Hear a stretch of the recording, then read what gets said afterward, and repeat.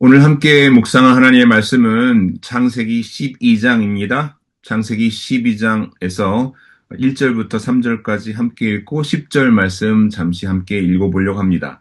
창세기 12장 1절부터 3절 말씀 함께 읽겠습니다. 주님께서 아브라함에게 말씀하셨다. 너는 내가 살고 있는 땅과 내가 난 곳과 너의 아버지의 집을 떠나서 내가 보여주는 땅으로 가거라. 내가 너로 큰 민족이 되게 하고 너에게 복을 주어서 내가 크게 이름을 떨치게 하겠다. 너는 복의 근원이 될 것이다. 너를 축복하는 사람에게는 내가 복을 베풀고 너를 저주하는 사람에게는 내가 저주를 내릴 것이다. 땅에 사는 모든 민족이 너로 말미암아 복을 받을 것이다. 아멘. 어, 그리고 10절을 함께 또 한번 읽어보겠는데요. 그 땅에 기근이 들었다. 그 기근이 너무 심해서 아브라함은 이집트에서 얼마 동안 몸부쳐서 살려고 그리로 내려갔다. 하나님께서 이 창세기 11장에서 이 바벨탑 사건 이후에 모든 사람들을 흩어 버리셨죠. 그래서 모든 백성들이 지구상에서 사람들이 흩어져 살게 됐는데 그때 하나님께서 한 사람을 선택하시고 한 민족 이스라엘을 선택하셔서 모든 민족을 열방을 구원하시는 그런 계획을 지금 펼치시는 그런 장면입니다. 이 창세기 12장에서 하나님께서 아브라함에게 말씀하시는 것은 두 가지로 나눌 수 있는데 하나는 하나님께서 명령하시는 명령이고 또 하나는 하나님께서 아브라함에게 약속하시는 장면입니다. 하나님께서 우리에게 말씀하실 땐 이렇게 어떠한 것을 지시하시는 경우가 있고 또 한편은 그 지시에 대해서 하나님께서 어떠한 약속을 해주시는 경우가 있는 것을 저희가 보게 됩니다. 하나님께서 아브라함에게 지시하신 것은 두 가지로 볼 수 있는데 하나는 너가 살고 있는 땅, 너가 태어난 곳, 그리고 너가 부모님과 함께 사는 그 집, 그 지역을 떠나라는 것입니다.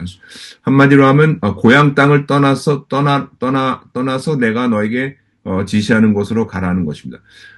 고향 땅을 떠나라라는 말씀과 그리고 내가 너에게 보여주는 땅으로 지시하는 땅으로 가라. 이 두 가지로 명령이 구성되어 있습니다.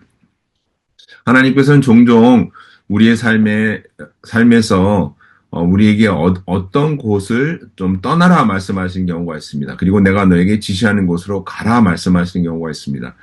우리는 우리가 이렇게 편안하게 안락하게 거주하는 곳을 떠나고 싶어 하지 않습니다. 누구도 그런 건 원치 않습니다. 우리 모두가 이렇게 편안한 자리, 이 comfort zone이라고 하죠. 편안한 이런 자리를 다 선호합니다.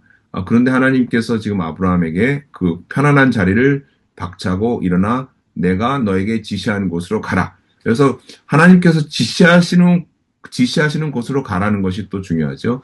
이렇게 하나님은 어느 때 우리에게 떠나서 가라는 명령을 하신다는 것을 오늘 좀 기억하면 좋겠습니다. 그런데 그냥 떠나서 가라 이렇게 지시하시는 것만이 아니라 하나님께서는 이렇게 약속을 해주고 계십니다. 내가 너로 큰 민족이 되겠다. 지금 하나님께서 아브라함에게 내가 너를 큰 민족이 되게 하겠다. 너에게 복을 주겠다. 너의 이름을 떨치게 하겠다.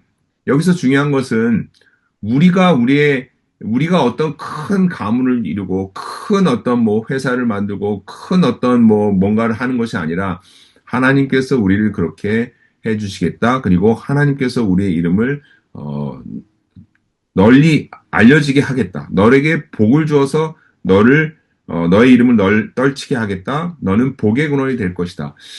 복의 근원이 되는 것이 하나님이 우리에게 그렇게 해주시겠다는 약속인 것입니다. 우리가 스스로 복의 근원이 되는 것이 아니라 하나님께서 우리를 복의 근원이 되게 모든 사람을 복되게 하는 그런 복의 근원이 되게 해주시겠다는 약속입니다. 이 명령과 약속을 받고 아브라함이 실제로 떠나죠. 부모님이 사는 그 곳을 떠나서 하란 지방을 떠나서 지금 하나님이 지시하는 곳으로 갑니다. 어디로 갔습니까? 가나안 땅으로 갔습니다.